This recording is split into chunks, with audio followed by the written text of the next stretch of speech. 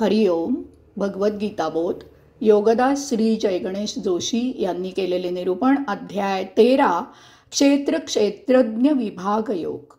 ओम श्री परमात्मने नमः. अथ त्रयोदशोऽध्यायः. जय योगेश्वर. परमात्म्याला नमस्कार. अध्याय 13 श्लोक क्रमांक 11. अध्यात्मज्ञान नित्यत्वं तत्त्वज्ञानार्थदर्शनम् एतज्ज्ञानमिति प्रोक्तम् अज्ञानै यदतोऽन्यथा.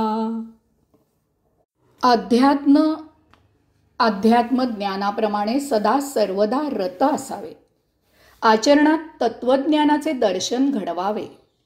अशा प्रकारे आत्तापर्यंत जे ज्ञान सांगितले त्याच्यापेक्षा अन्य म्हणजे त्याच्या विरुद्ध अज्ञान आहे.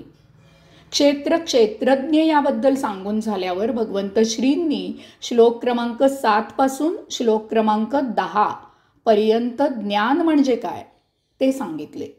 अहंमन्यता नसणे, दंभपणा नसणे, हिंसा न करणे, क्षमाशील असणे, सरळ स्वभाव असणे, गुरूंचा सन्मान ठेवणे, शुद्ध असणे, स्थिर स्वभाव असणे, आत्मप्रेरणेने आचरण करणे, देहादी इंद्रियांविषयी वैराग्य असणे, अहंकार नसणे, तसेच जन्म, मृत्यू, वार्धक्य आणि आजारपण यात होणाऱ्या क्लेशांना सतत निरखणे, असक्त असणे, पुत्र, पत्नी, घर इत्यादीबद्दल आत्मीयता न बाळगणे, तसेच अनुकूल किंवा प्रतिकूल परिस्थितीत नेहमी चित्त समतोल ठेवणे, माझी अनन्य योगाने भक्ती करणे, ही भक्ती अव्यभिचारिणी असणे, एकांतवास करणे, जनसमुदायात न रमणे, हे ज्ञान असून या विरुद्ध म्हणजे अज्ञान असे सांगितले. येथे भगवंत श्री सांगत आहेत की ज्ञान म्हणजे काय ते मागील श्लोकातून सांगितले आहे त्याप्रमाणे आचरण करावे. आपल्या वर्तणुकीतून या ज्ञानाचे दर्शन घडले पाहिजे. सदा सर्वदा आत्मप्रेरणेने वागले पाहिजे. याचाच अर्थ हे ज्ञान प्रत्येकाने आत्मसात केले पाहिजे. यातील तत्वबोध घेऊन त्याचा नित्य जीवनात उपयोग केला पाहिजे. या व्यतिरिक्त इतर मार्गाने जीवन जगणे म्हणजे अज्ञानाने जगणे आहे. ज्ञानाने तत्वज्ञान जाणून केलेल्या आचरणामुळे क्षेत्र आणि क्षेत्रज्ञ यांचा संयोग जुळून येतो. त्या योगे जीवन आनंदमय होते. त्या योगे मुक्ती प्राप्त होते. वर नमूद केलेल्या गोष्टी हे ज्ञान आहे आणि या विरुद्ध जे आहे त्याला अज्ञान असे म्हणतात. यालाच जोडून पुढचा श्लोक क्रमांक 12. ज्ञेयं यत् प्रवक्ष्यामि यज्ञात्वामृतमश्नुते अनादिं तत्परं ब्रह्म न सत्तन्नासढुच्यते. जे जाणण्यास योग्य आहे ते मी तुला आता नीट सांगतो. ते जाणल्याने अमृत प्राप्त होते. ते अनादी आणि परमब्रह्म आहे. त्याला सत म्हणता येत नाही किंवा असतही म्हणता येत नाही.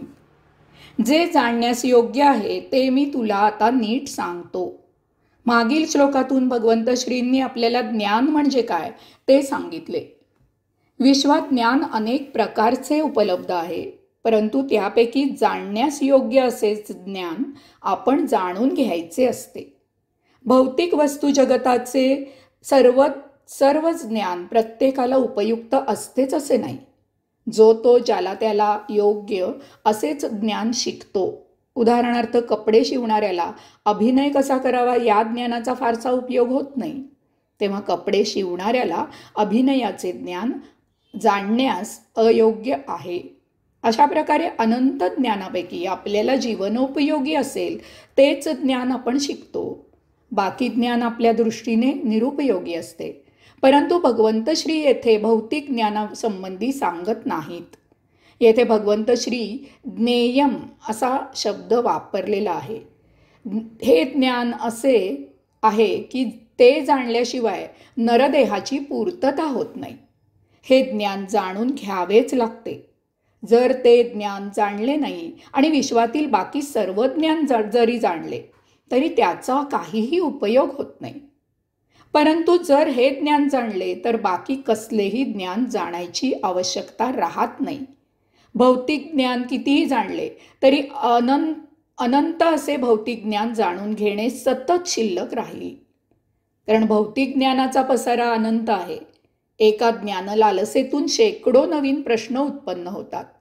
हे न संपणारे कोडे आहे. त्यामुळे कितीही शिकले तरी भौतिक ज्ञान संपणे अशक्य आहे. ज्ञेय म्हणजे आत्मज्ञान.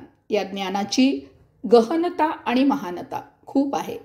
एकदा आत्मज्ञान प्राप्त झाले की सर्व काही प्राप्त होते. त्यानंतर मिळवायचे काहीही शिल्लक असत नाही, कारण तो शेवट आहे. त्यानंतर काहीही नाही. भौतिक ज्ञान हा इतरांचा अनुभव आहे. तो शिकता येतो, परंतु आत्मज्ञान हा स्वानुभव असतो. ती अनुभूती असते.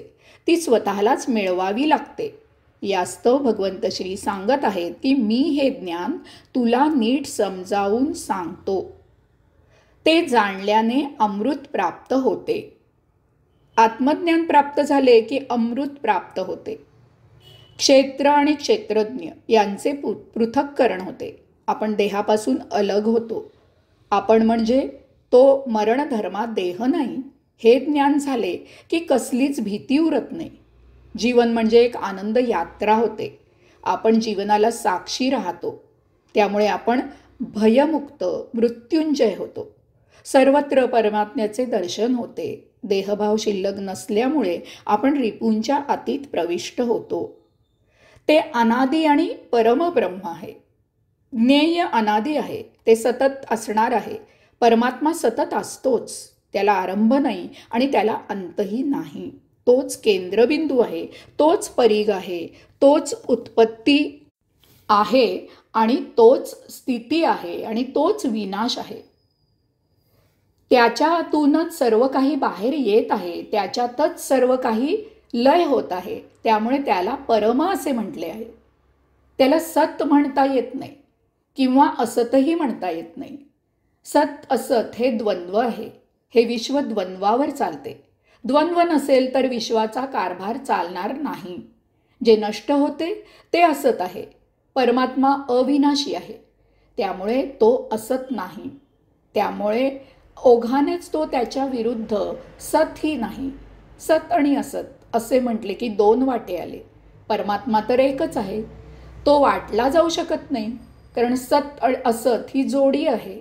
एक असेल तर दुसरेही असणारच. सत सापेक्ष आहे. आज ज्या भौतिक वस्तू आहेत त्या कालांतराने नष्ट होत असतात. त्यामुळे सत आज आहे ते उद्या असत असणार आहे. परमात्मा सतत असतोच. तो सत असत याच्या अतीत आहे, पलीकडे आहे. फुलाचा स्वाद दिसत नाही, तो पकडता येत नाही. त्यामुळे तो सत नाही असे म्हणावे तर स्वाद आपल्याला अनुभवता येतो. त्यामुळे तो असत ठरत नाही. परमात्मा दृश्य नाही, तो पकडता येत नाही. परमात्मा शब्दातीत आहे, त्याचे वर्णन करता येत नाही. परंतु परमात्मा अनुभवता येतो. त्यामुळे परमात्मा सत असत यापैकी काहीही नाही. तो या पलीकडे आहे. हरिओम.